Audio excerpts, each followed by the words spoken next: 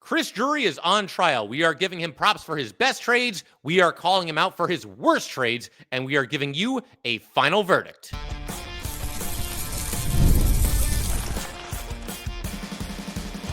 You're Locked on the New York Rangers, your daily podcast on the New York Rangers.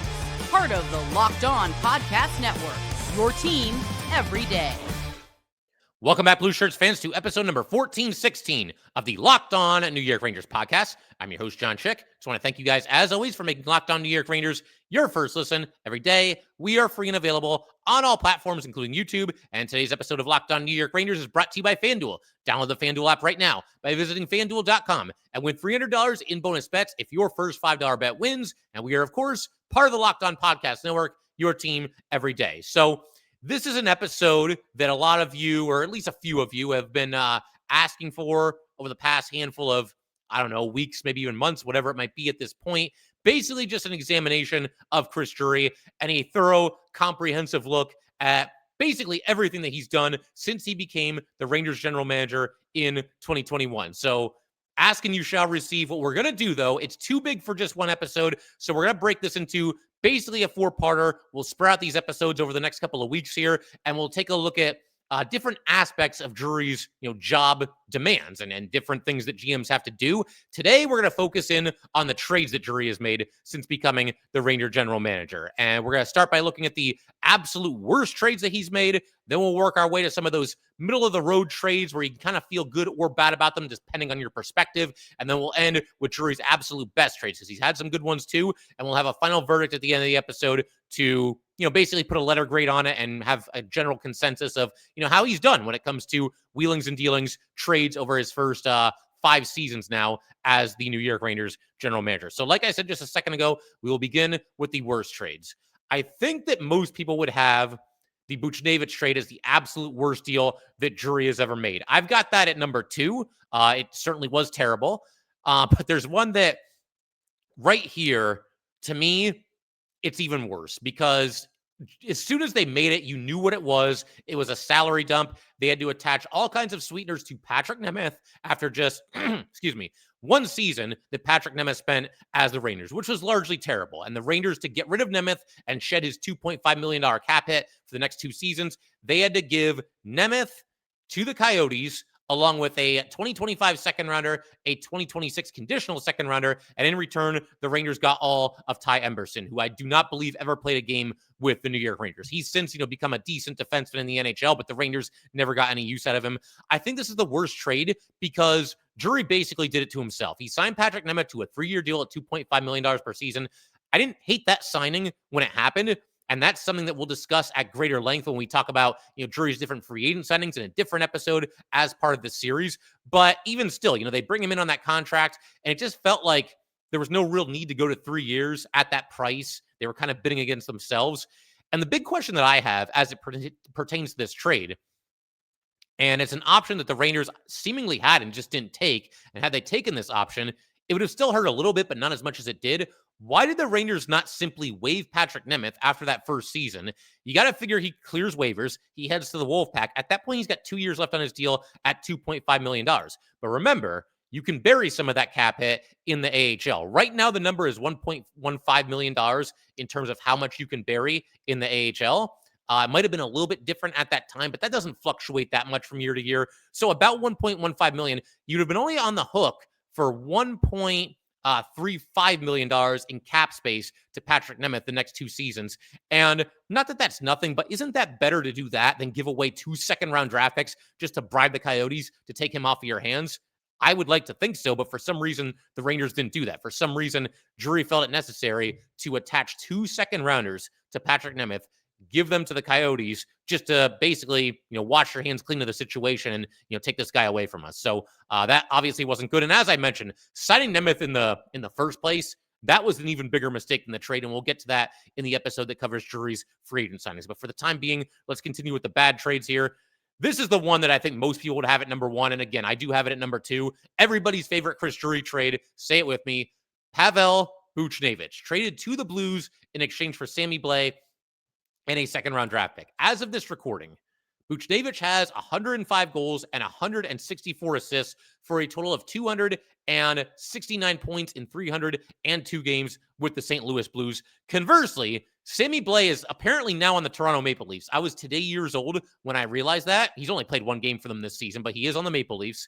And in the 5 seasons of hockey since this trade, Blais has only played in 139 total NHL games. That's an average of about 128 games per season. So, yeah, Pavel Buchnevich has 269 points since this trade in the NHL, whereas Blais has only 139 games played in the NHL. I think we know who won this trade. Now, the Rangers did get a second rounder out of it, but the truth is this never worked out. I mean, the Rangers have basically been trying to fill Pavel Buchnevich's shoes ever since they made this deal, whether it's Lafreniere or Kakko, or you trade for somebody like Kane or Tarasenko or Vetrano.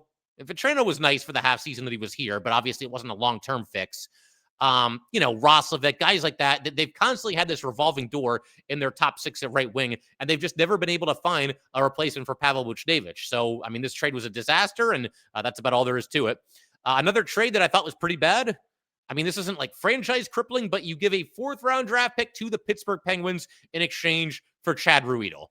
Just wasn't at all necessary. There was no reason to give a 4th-round pick to a division rival for a depth defenseman who only ended up playing 10 games in 2 seasons with the Rangers, and a guy that you could very easily have found a comparable player from some, Western Conference team. You give them a 4th-round pick instead. Just didn't understand the need to give Pittsburgh a mid-round pick in exchange for a guy that mostly played in the NHL or the AHL rather than the NHL while he was here. Speaking of ill-fated deals with the Pittsburgh Penguins, how about a 2nd-rounder and a 5th-rounder in exchange for Riley Smith? This was pretty bad, too. As I mentioned at the time, once we got a handful of games into Smith's tenure with the Rangers, the most just there player in New York Ranger history. Slight exaggeration, but I do remember saying that, and some of you guys like that, so I figured I'd bring it back for an episode like this. The most just there player in Ranger history. Never really did anything all that good, never really did anything all that bad, but to give up a 2nd-rounder for him, and particularly to a division rival for half a season of Riley Smith, whoops, pretty bad trade. And while we're on the subject of bad trades involving Riley Smith, how about Riley Smith to Vegas in exchange for a 3rd-rounder and Brisson? This is a net loss because you had to give up a 2nd-rounder to get him, and then you only got a 3rd-rounder to give him up. Smith plays just very bland hockey for the Rangers for 58 games, and then he's on his way. You had to give up a better draft pick to a division rival than you were able to acquire from a non-division rival. It was a 2nd-rounder to Pittsburgh, and then the Rangers only got a 3rd-rounder for it, so you have to lump that in there as a bad trade as well. Another bad trade, Jacob Trouba to the Ducks for Urho Vakanainen and a 4th-rounder. Now, stay with me on this one because the everydayers, you guys know, I was getting tired of Trouba by the end. I felt that a move had to be made, but the Rangers bungled this trade in every single conceivable possible way. To begin with, the Rangers were rumored to be looking to trade Jacob Trouba right before the start of free agency. And I was all for it because, okay, let's trade this guy. We just freed up $8 million in cap space. Even if it's a trade where you don't really get anything back and it's basically just a glorified salary dump, you just freed up $8 million that you can now spend on free agents. And this is a team that's coming off of President's Trophy and a team that was in the Eastern Conference Final the season before. Sign me up. Let's go. Let's sign the missing piece or two to push this team over the finish line. Instead, the trade never went through, and people were wondering after free agency started, like, are the Rangers going to trade Trouba? Are the Rangers going to trade Trouba? It's too late. At that point, it didn't matter because all the big free agents had signed with their new teams, and so freeing up that cap space meant next to nothing. But then you get the situation where the problem lingers. It goes into the season. Trouba, his heart wasn't in it anymore, and he basically admitted that. And then you end up giving him away for obviously a very underwhelming return in Vakanainen and a 4th-rounder. The entire saga basically poisoned the locker room last season. The execution of this trade and then the very underwhelming return, it could not have gone any worse. I was all for trading Jacob Trouba, but the way that it all unfolded was nothing short of an absolute disaster, and Drury certainly bears a lot of responsibility for that. So that was a bad trade as well. Not so much for moving on from the player, but just the way that everything went down and the effects that it had on this Ranger team moving forward. And I've got one more bad trade, and I guess the jury, is still out.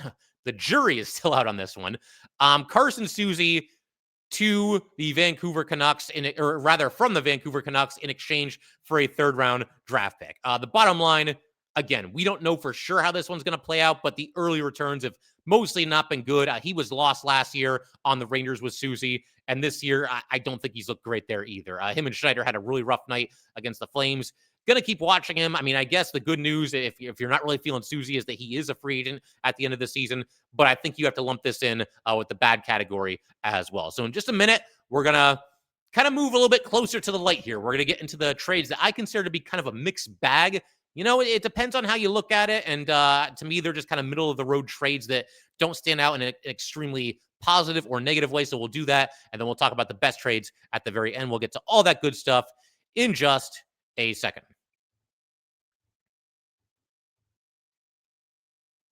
All right, we just want to let everybody know that today's episode of Locked On New York Rangers is brought to you by Monarch. Let's be honest, most of us cannot even name all of our financial accounts, let alone what they're worth. Between 401ks, savings, and investments, it is easy to lose track, and that can mean leaving money on the table. That's why there is Monarch, an all-in-one personal finance tool that brings your entire financial life together in one clean, easy-to-use interface on your laptop or on your phone. It's the best because it can help you organize your accounts, track your spending, and get a better handle on your investments without ever having to touch a spreadsheet. Monarch's visual dashboards and smart tools make it so much easier to understand where your money is going and how to make it work harder for you. Don't let financial opportunities slip through the cracks. Use code LOCKEDONNHL at monarchmoney.com for 50% off of your first year. That's monarch.com, code LOCKEDONNHL for half off of your first year.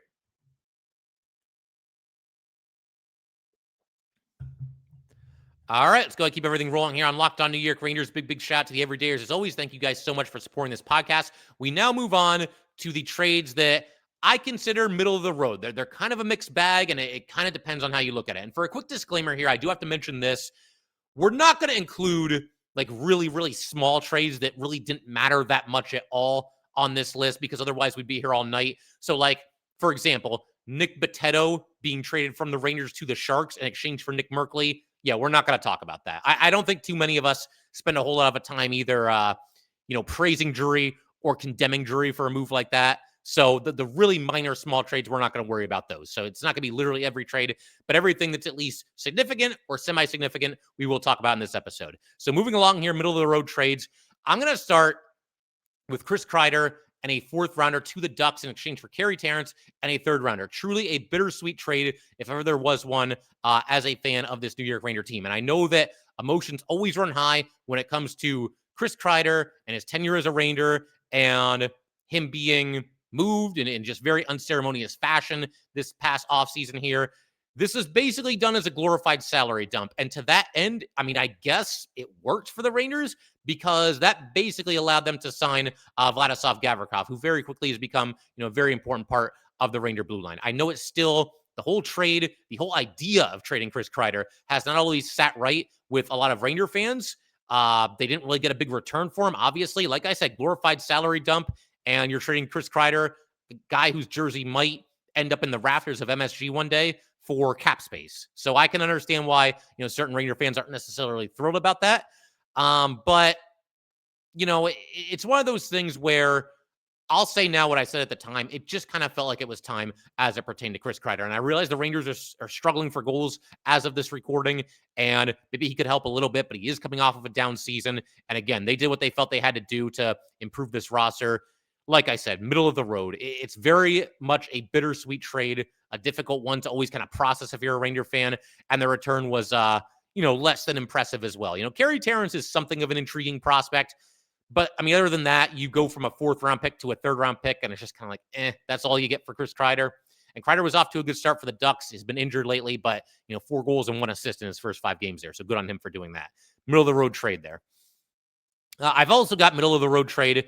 Capo Caco to Seattle in exchange for Will Borgen, a third-rounder, and a sixth-rounder.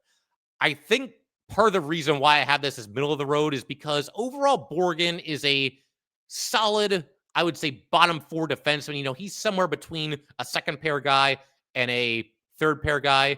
To me, like Borgen is acceptable as like your number 4 defenseman or your number 5 defenseman, somewhere in that vicinity there. And obviously they've since locked him up, and we'll talk about, that and other contract extensions in a different Drury themed episode. But as far as the trade itself, I think the biggest issue I have with this is just how long they waited to trade Kakko.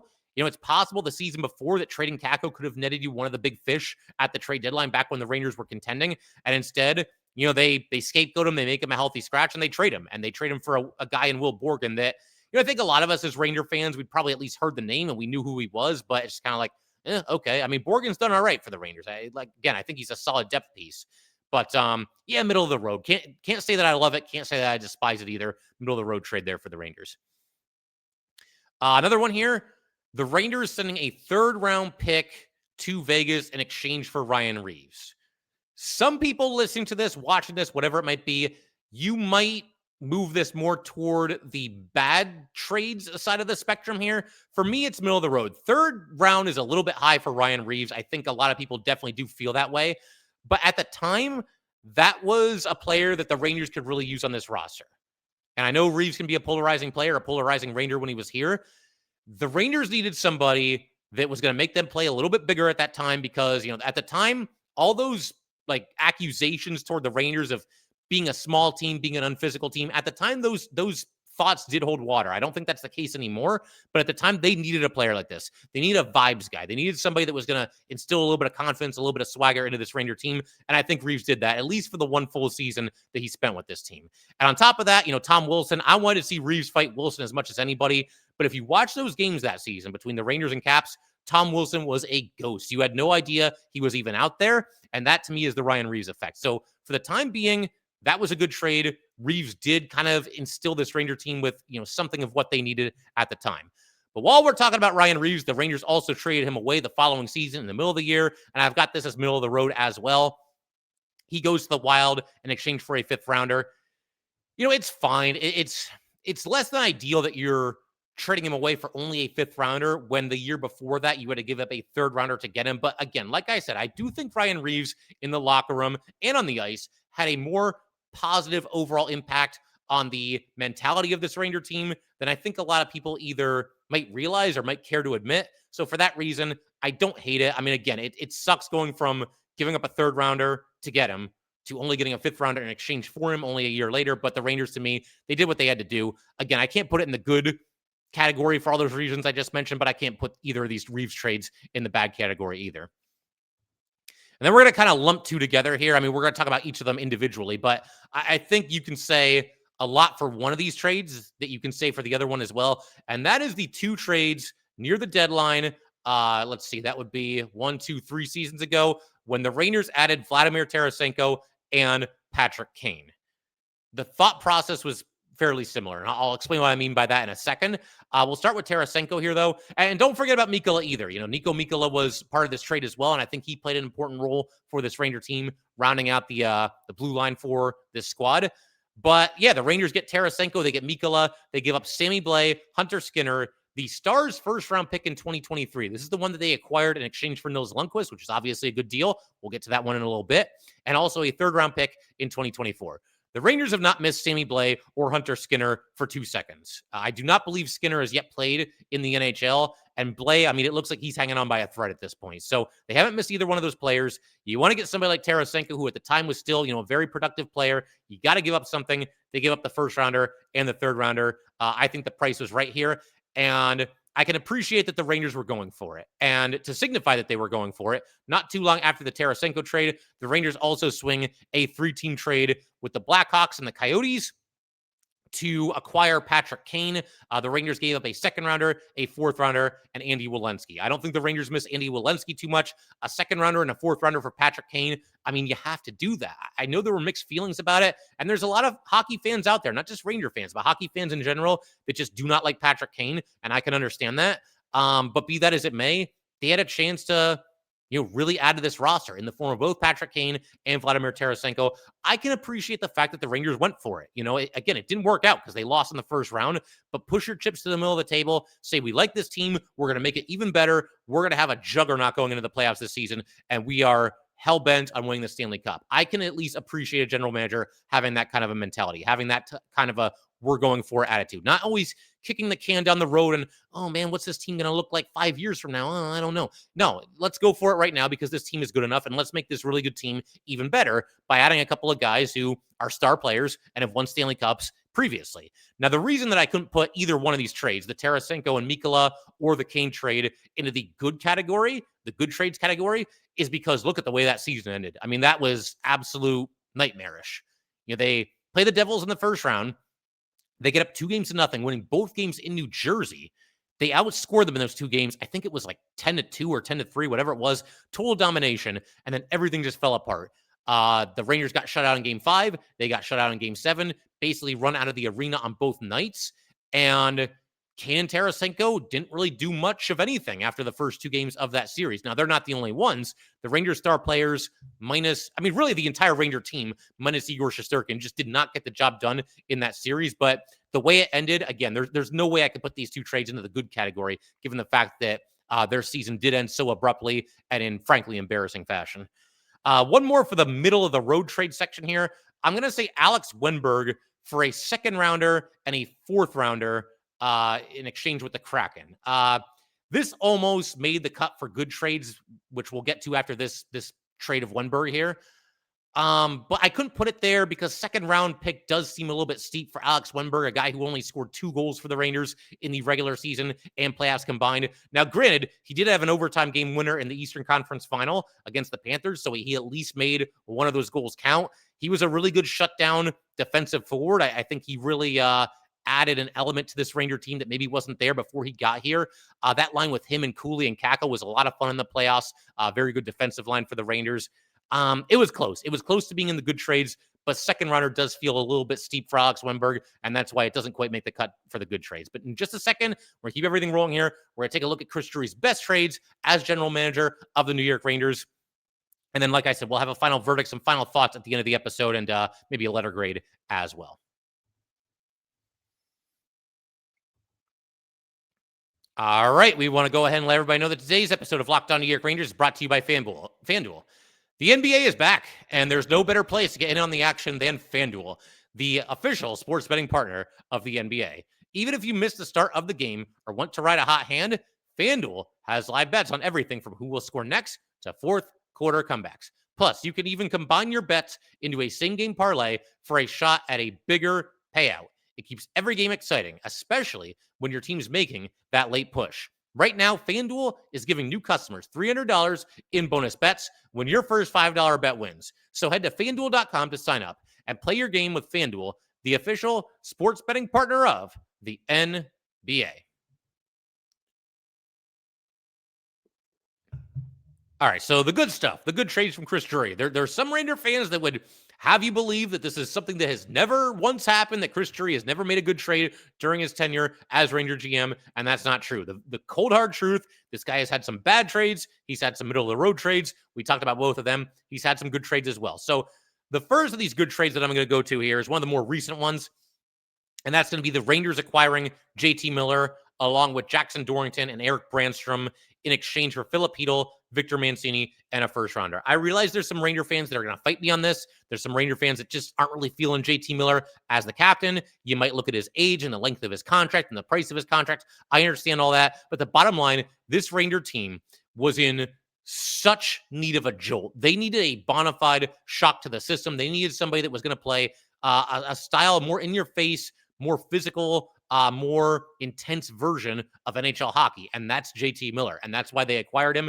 And I think when you look at this, the price was right. I mean, Filip Chytil, man, I really feel for Filip Chytil. You know, he took that ridiculous hit from Tom Wilson earlier this season, and he's the concussion history and everything. So I hope things work out for Filip Chytil one way or another. But you do, when you're evaluating a player like this, and this sounds kind of cold, but it's the truth. It's the truth.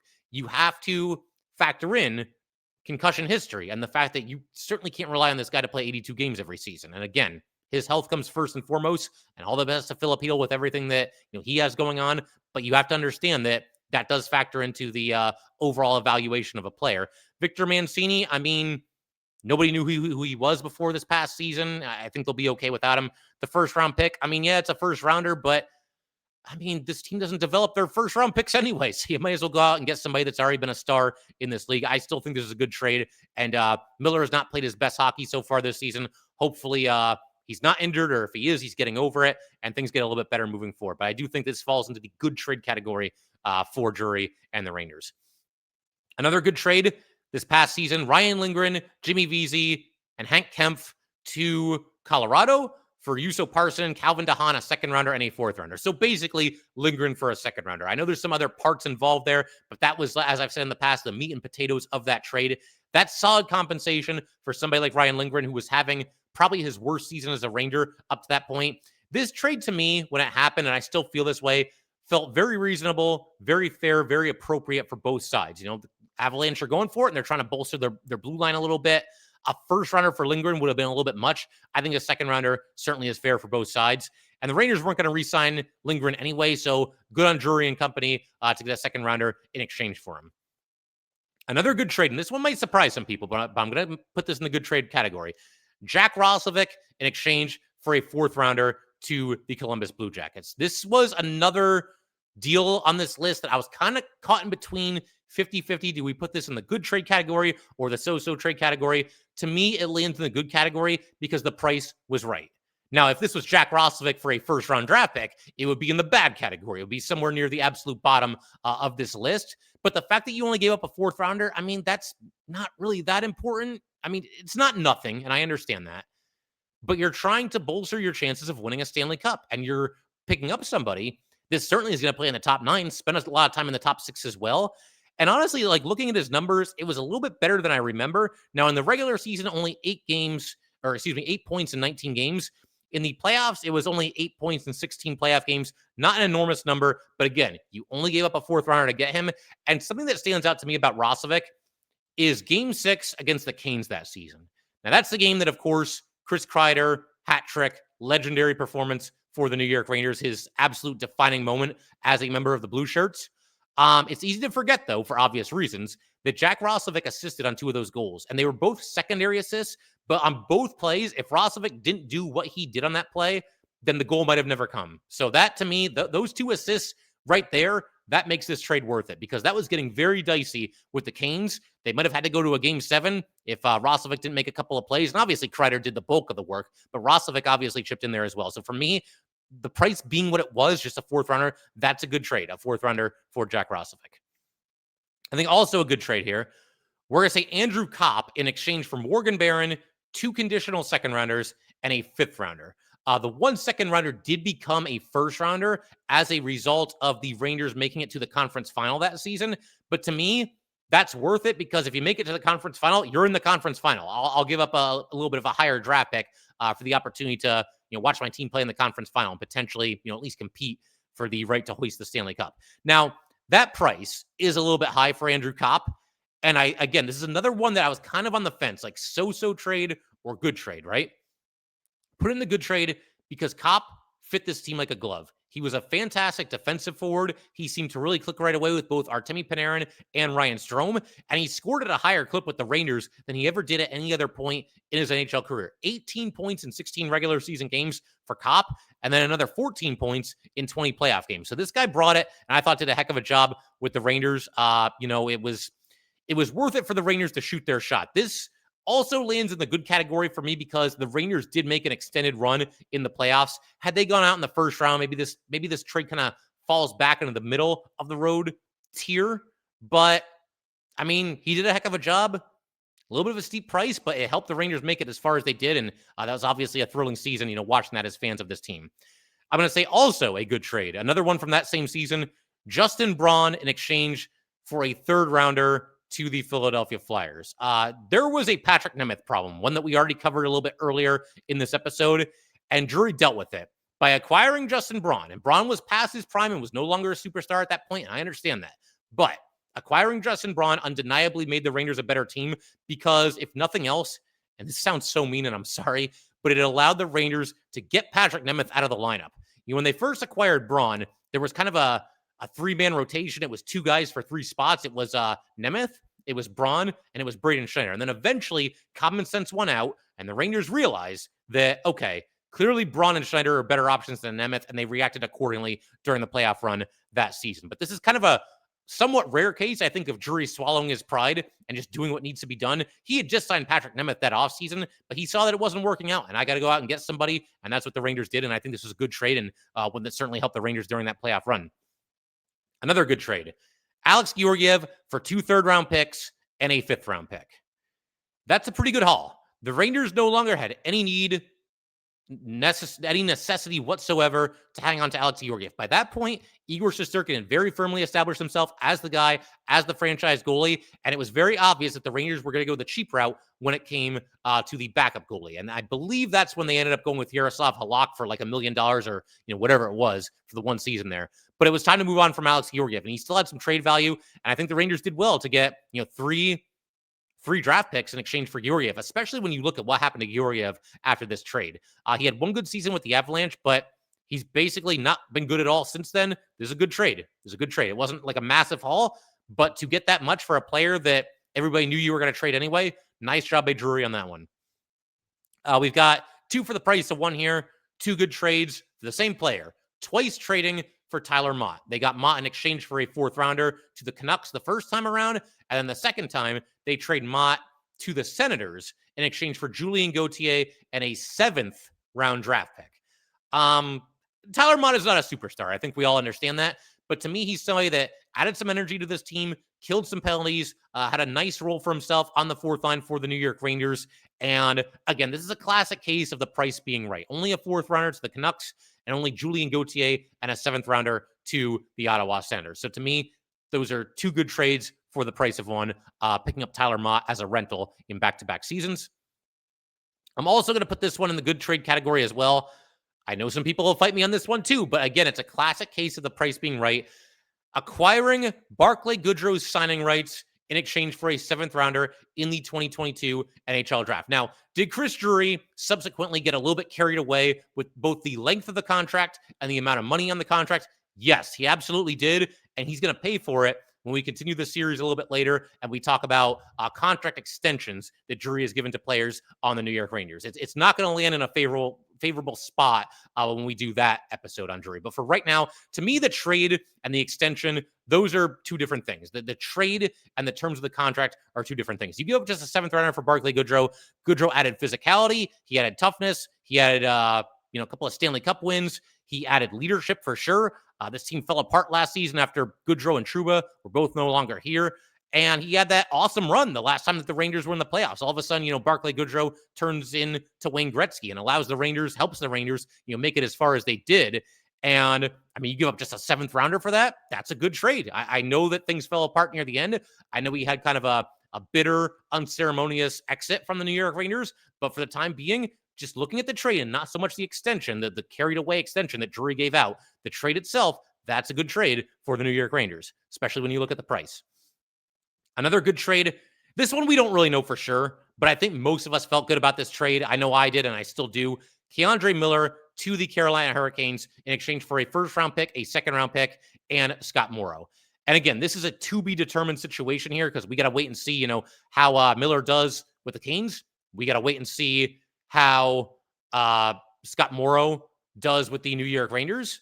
And, you get the 1st rounder and the 2nd rounder as well. Only time's going to tell, as far as like how those players end up doing with the New York Rangers. So we'll see there. But I love this return, and I have not forgotten. A lot of you guys were kind of laughing at me when I said I think you can get a 1st rounder for K'Andre Miller. Well, they did that and then some. To me, this was a heck of a haul, and we won't know for sure for at least a couple of years how this one's going to pan out ultimately. But for the time being, I have to put in the good category, because I really like this return for the Rangers. Another good trade, Nils Lundkvist for a 2023 conditional 1st rounder and a conditional 4th rounder in 2025. Nils Lundkvist just isn't really that good. And, you can get mad at the Rangers all you want for drafting him in the first place. And I understand that. That happened before CHRIS Drury was the general manager. But to be able to basically fleece the Stars into giving you a 1st rounder in exchange for Nils Lundkvist, who didn't look good the little bit that he played with the New York Rangers, it's somebody that made it public that he wanted out from the New York Rangers. So you would think that would cause the Rangers and Drury to lose some trade leverage. leverage, to be able to get a first rounder and a fourth rounder for Nils. Again, that's a good trade. I don't really see how you can see it any differently than that. And I've got one more here for the good category. To me, this might be Chris Drury's best trade when you look at how it went with the player that he acquired and the minuscule price that he paid to acquire the player. And that is a fourth round draft pick to the Florida Panthers in exchange for Frank Vatrano. A+, an absolute steal. There's a deadline deal in 2022 when the Rangers were, obviously surprising the entire NHL and ending up in the Eastern Conference Final that year. The Rangers had a lot of cap space at that time, so they had a bunch of players at the trade deadline. Vatrano brought, speed. He brought a shoot-first mentality. The Rangers were at least somewhat lacking in both of those areas. He played the game with a lot of fire, a lot of energy, really endeared himself to this Ranger fan base in a very short amount of time. I know a lot of people want him to come back. It just hasn't been meant to be, ever since he obviously walked in free agency after that year. But, this guy was in a top 6 role for what was considered to be an improbable run to the Eastern Conference Final that year. 5 goals and 8 assists for the Rangers in 20 playoff games that year. And I know he was only here for half a season, but again, when you look at the very, very small amount that the Rangers gave away, that being a fourth round draft pick, and brought in Frank Vatrano, a guy that really helped them in a lot of different areas, I don't think you can call that anything other than a very, very good trade that Chris Drury made. So the final tally here, we had 3 different tiers. I got 7 bad trades. I've got 7 mediocre trades, and I've got 12 good trades. Now, you guys let me know. Did I get this one wrong? Did I get that one wrong? Should this bad one actually be a mediocre trade? Should this good one be mediocre? Should this mediocre be good? Whatever it might be. But you guys let me know. So, final thoughts here on Chris Drury. To begin with, I think we've seen that he is not afraid to make trades. That's a lot of trades. And again, this doesn't include the really small trades that nobody really cares about, nobody even remembers. These are all trades that at one time or another at least had some kind of an impact on the New York Rangers. So, that's kind of where things stand. I think he tends to be aggressive in seasons where the Rangers actually are in position to be buyers and where they actually have a chance to make it to the Stanley Cup Final. I know there's people that will occasionally go after Drury for certain trades that he does not make, and we will cover that in a future episode talking about Drury here. The only 2 brutally horrible trades that the Rangers made under Drury to me are the Buchnevich trade and the Patrick Nemeth trade. And the Nemeth one, again, that had more to do with the fact that the Rangers signed him in the first place. You could maybe throw Trouba in there as well, just because of how badly it was handled and how badly it was fumbled. But there haven't been too many catastrophic trades under the Drury tenure. So if I'm going to put a letter grade on this, I would go with a B. To me, there's been more good than bad. That's just what it comes down to. He hasn't batted 1,000. There's probably GMs have had better runs and better trades over the last handful of seasons than Drury has. But again, to me, it comes down to the very simple fact that overall, there has been more good than bad when it comes to Chris Drury and the trades that he's made as GM of the New York Rangers. But we'll call it there. If you guys would like to get in touch with this podcast, please send an email to lockedonnyrangers@gmail.com. Definitely give us a follow on Twitter as well @JChick17, and definitely subscribe to the Locked On New York Rangers YouTube channel. Thanks again, guys. I will see you next time.